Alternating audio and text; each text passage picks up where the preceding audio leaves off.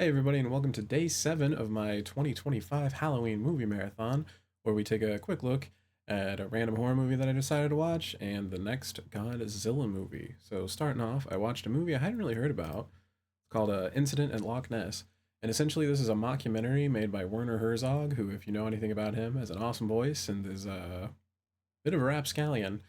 And yeah, it's just him going out to the Loch Ness where he's trying to disprove that Nessie is real, and he is working with a producer, the writer of X2, X-Men United, uh, who's directing the movie and helping produce it. And he is continually just trying to add in shit to make like a stupid summer blockbuster that doesn't make any sense and kind of ruins the integrity of the movie. And behind the scenes, Werner Herzog keeps getting mad about it, and but he doesn't want to walk because he doesn't want to ruin the movie. And so, yeah, and then eventually Nessie is there, and Nessie does fuck with them because it gets mad that it's making a mockery of their lake or something like that. But yeah, it's just like a found footage style movie about Werner Herzog making a movie about Loch Ness and all of the silly shit that goes on with that. It wasn't like, if you like that type of movie and if you like Werner Herzog, it's definitely worth watching. But as like a found footage movie or as a movie about like Loch Ness, it's fine. It's kind of it's funny, interesting. Um, I can see how you could say the ending's unsatisfying, but I think it was fine, worth watch, but not anything you need to be running to the movie theater to go and see because that's still an option. On the Godzilla side of things, we are up to, oh god, my shoulder. It's so oh, there's a chair there anyway. Ghidorah, the three-headed monster. Yeah, everybody likes Ghidorah and Ghidorah. I call him Ghidorah. I don't know. I don't know when the name changed or why, but so I'm gonna say Ghidorah. He's the three-headed guy up there fighting Godzilla, Mothra, and oh yeah, there's Mothra behind my head. Yeah, I forgot she's a worm in this movie. So yeah, this is actually pretty good.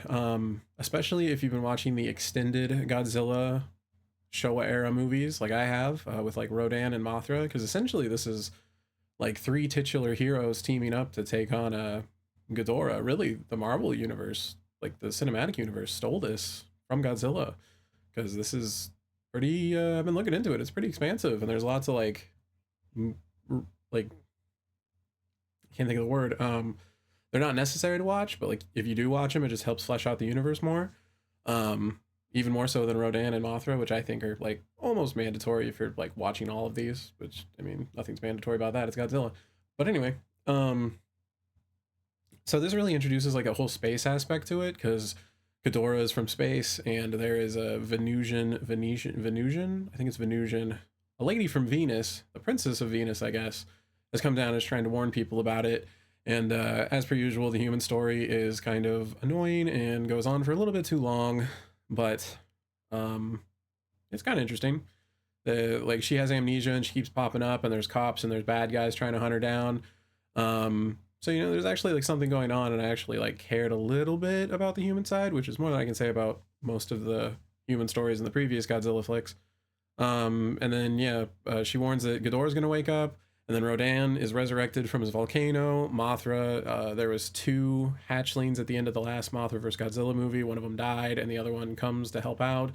There's a pretty funny scene where like Mothra is getting those two little psychic fairy ladies are like reading the thoughts of the monsters as they're discussing teaming up to stop Ghidorah from destroying Earth. And Godzilla and Rodan are both like petty assholes about it for a while. And then Mothra's like, "Fuck it, I'll just do it on my own." And they both kind of feel bad for her, so they help out. Um, Also, the end of this movie, it's another one of those movies where they just literally toss like Ghidorah just kind of flies away, but like the whole movie, Ghidorah would fly away and just show up in another place. But this time she flew away, and it's like, that's it. Ghidorah's gone. I think it's King Ghidorah. It's probably a guy. Whatever. Sorry for misgendering. King Ghidorah. I respect you. You're valid in all of your evil space monster bullshit. But yeah, King Ghidorah's cool. Three heads, lightning breath. Is just there as like a sheer force of destruction, and it takes three other monsters to take him down. And really, it's just three dudes in rubber suits, just kind of bonking each other on the head. That was probably my favorite part. Rodan pecking Godzilla on the head and the silly little sound effect they use for it. Very entertaining stuff. Yeah, but I thought this one was pretty good, a little bit better than Mothra vs. Godzilla, which I thought was the first good one since the original. So, hey, we're on a bit of a hot streak here with Godzilla. See how long it lasts, I guess. Unfortunately, no bonus, so we just get to go back to the Bone Zone for a little bit. I didn't read any comics or play any games, just haven't found time for it, but hopefully tomorrow we'll have a little something for you. Anyway, yeah. Happy Halloween, everybody. Stay safe out there.